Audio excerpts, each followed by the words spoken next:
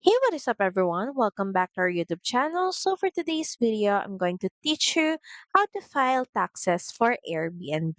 So first, you may want to head over to airbnb.com and of course, make sure that you're logged into your account. Next, just click on the three-line icon found at the top right corner of your screen, then click on Account Settings. Next, in the left panel, click on Taxes. And from the taxpayers section, just click on add tax info. And to get started, of course, start by selecting your country or region to add your tax info. So say for example, we're going to pick US, just click on continue. And from here, you will now start filling out and signing the tax form.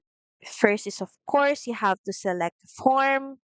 Say, for example, we're going to pick form W9, then just click on next.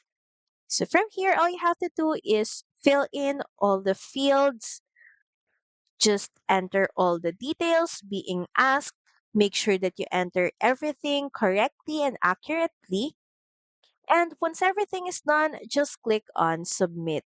So that's pretty much it. Thank you very much for watching this video. I hope that you find this video helpful. And if you do, please don't forget to like, share, and subscribe to the channel. And I will see you again on the next one. Bye!